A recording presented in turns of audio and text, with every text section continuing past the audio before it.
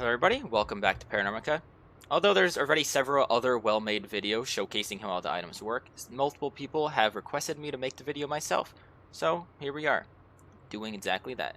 If you want to skip to the true start of the video, go ahead and skip to around 45 seconds. That's when the video should actually start. And if you're still watching, I'm actually going to be putting a little bit of effort into this video. Please bear with me if the editing is not as professional as you'd like. I'm a complete amateur and I'm just working on becoming better, so please understand. Before we get started, I have actually made my own Roblox group, the Angelic Demons. The name is extremely cringy, but if you guys do want to join it, there's going to be a link in the description of pretty much all of my videos. But now that we're done with that, we're actually going to get ready to start the video. Hopefully you guys enjoy. This segment of the video is probably the most helpful to most of you. As you can see on the right side of the screen, there are timestamps for every item in this guide. If you're confused about a certain item, you can just go directly to that time and skip all the items you already understand, saving your time of either waiting or skipping through the rest of the video. Go ahead and pause now if you want to skip to what you're looking for. And if you did not pause the video or simply skip to this point in the video, we're starting off with the thermometer. As it says here, the thermometer tells you the temperature of the room you're in. The ghost room always has a lower temperature. Temperature is freezing, then this can be used as evidence. Honestly, this item is not really that useful since you're able to find the freezing temperature evidence without it, but if you do want to use it, as a journal has said, all you have to do is go around room to room reading this number here. I believe if the number goes below 10, then you have found where the ghost resides, and if the number goes negative, you have successfully found the freezing temperature evidence, as it says right here. Negative about 14, 13, around there. The other way to find this evidence is by standing inside the ghost room until you can see your own breathing, as you could also see here. So it's not really that useful, but if you do want to use it to find where the room is, you can go around checking the room, and if you find anything below 10, that is where the ghost should be. And if you're not keen on risking your life walking to the house, you could always lean through the walls to check the temperature safely. The only issue is that sometimes you're going to have a bug exactly like this, where the game thinks you're inside the house while you're actually outside. A warning before you start this one, this is probably the hardest item to understand in this guide, so please understand if it's difficult to do. This is the flashlight. It is not written anywhere in the tools, so I hope you guys understand if it's a little bit too difficult. The best way to use a flashlight is if you pick it up and you click the screen. If you're on mobile, also just click the screen and it should work. But I know it's complicated, but if you practice it often, you will get used to it. So please understand that it is something that will just take some time to get used to, and hopefully you guys will be able to do so, right? I hope this helped. So please work hard and eventually you'll be able to use the flashlight. The fuse is a fairly expensive item that isn't really that necessary, but depending on your objectives, like if you need the lights flickered, it might just be. Every map has a fuse box, which there I believe is like 3 spawns per map, I'm not entirely sure. The fuse can break if too many appliances are turned on, or if the ghost decides that it must break. A fuse can, however, be replaced. That's what the one-time use fuse tool is for. So if the ghost blew the fuse, or if you turned on too many lights, like I've already done, you're going to have to go around the map looking for a fuse box. As I've already run around the map turning the lights on, I know exactly where it is. So all you have to do is find where it is, and empty out your hand, and click the fuse. And that should just automatically fix it, and then you can turn the lights back on. And that's pretty much all you have to do for the fuse. The EMF reader is an important item to figuring out evidence of multiple ghosts, as you might hear in the background. The EMF reader detects electromagnetic activity. This can be used to check where the ghost is exactly. If it reaches level 5, red, this can be used as evidence. First, I kind of prefer finding where the ghost is before using this item. Then I would personally drop the item, or the EMF, on the ground by either pressing backspace on the computer or the drop button on mobile.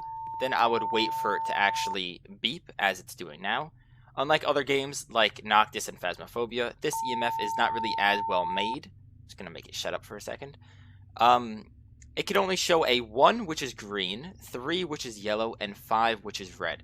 As you can see with mine, it was just on 5, which is good. If the EMF goes to 3, that kind of means that it cannot go to 5. I don't know why it is like that, but that is just as of the current update. So if this does change in the future, I kind of apologize for that. It's just, I'm not sure when it would change or if it will change.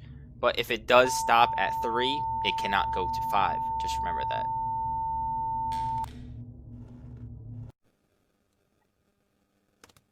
The NV camera is probably the most useful and my personal favorite item in the game, as it says here.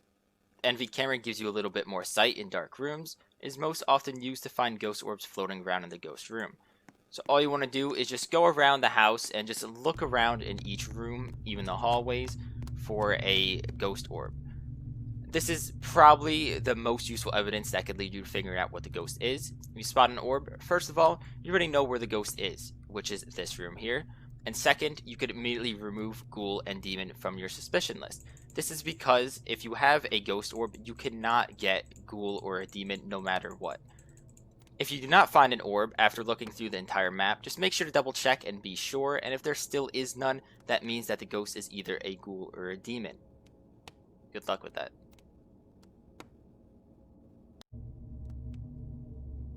The bird cage is another item that is not really that useful, as it says here. The bird in a cage is very susceptible to toxic fumes. It will instantly die when near a toxic ghost. When it does, it makes a loud screech noise and disappears from the cage. We don't actually have a bird in the cage, as you can see from all these failures right here. We just don't have one, right? So if you guys want to see how to duplicate, there is going to be a video at the top right now. And we're just going to quickly duplicate another bird.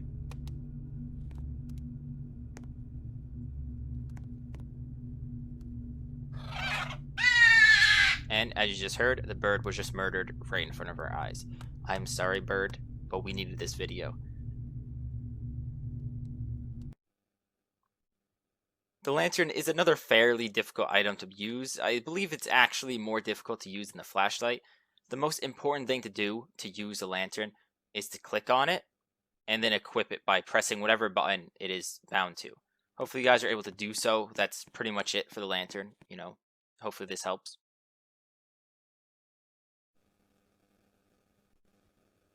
Alt isn't actually implemented in the game yet, as it says here. Salt can be used to detect the ghost's movement. Some ghosts are also afraid of salt. Afraid, not yet implemented.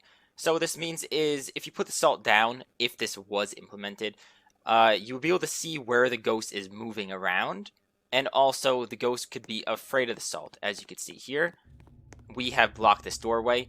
If the salt worked in a similar way to it works in movies and shows, like if you've ever seen Supernatural, you'll know what I mean. If you haven't, some ghosts cannot cross salt. We are about to die.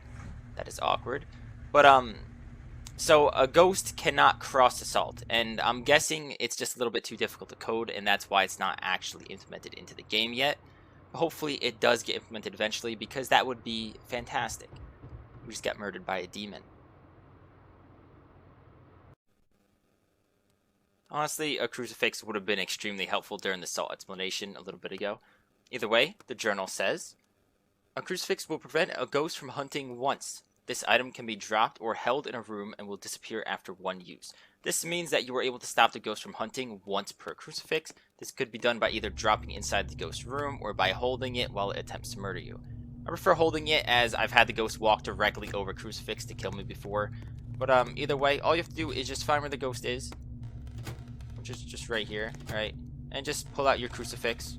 And whenever it tries killing you, it'll just use the crucifix. Alright? Extremely easy. It'll save your life. Don't get too spooked, out there. But once your crucifix is gone, it will kill you.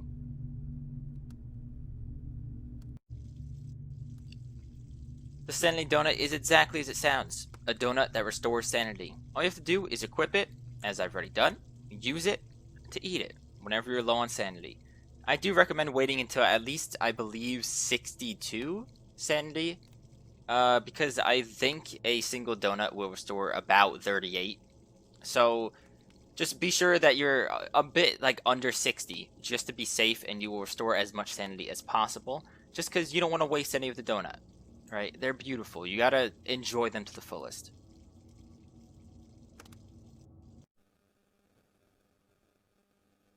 The spirit book is an object the ghost can write in. the ghost must be near the book in order for them to write in it. Your best chance is leaving it in a room or walking around the ghost with the book. So, the best way to use the spirit book is if you already know where the ghost is. Similar to the EMF and the upcoming spirit box, you can simply just drop it inside the room wherever the ghost is. As you can see, we're just going to drop it along here. I'm going to try to find where the light is. There we go. As you can see, you'll maybe feel a little bit depressed once it actually writes in the book. We have die, die, die, leave, leave, die, die, die, and die, die, die, leave again. So, at least you have the evidence, right? Although you're maybe a little bit depressed now, you have the evidence for the ghost. The spirit box allows you to talk to a ghost using phrases like, how old are you? Are you there? Are you here? Where are you? I believe. In chat. If the ghost responds, this can be used as evidence. The spirit box is the one and only creepy item. First, you want to obviously find where the ghost is, and once you do, you should just stand inside the room and start asking extremely personal questions, and be really awkward, like I said before. Depending on the difficulty, you might not get the evidence to pop up instantly, but as you see here,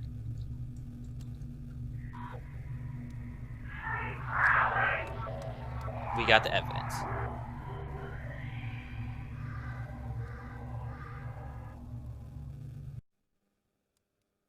And last but not least, another item that is actually not implemented into the game, and it's just nowhere to be found. Besides, for about 1 day, it was actually in the game, the video camera. The video camera can be used in-game to watch the map whilst in the van. This is kind of like on Phasmophobia. You could set up video cameras, and it'll be like on this screen, I believe.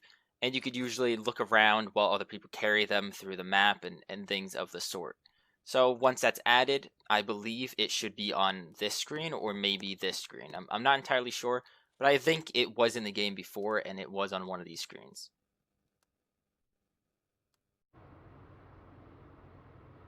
And that is the end of all of the items.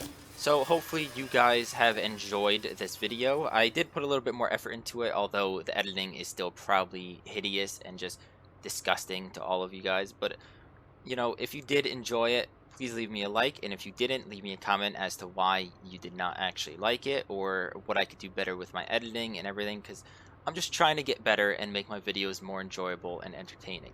You guys deserve to actually watch something good instead of my really crappy videos. But either way, I'll see you guys in the next video. Thank you again for watching. See you then.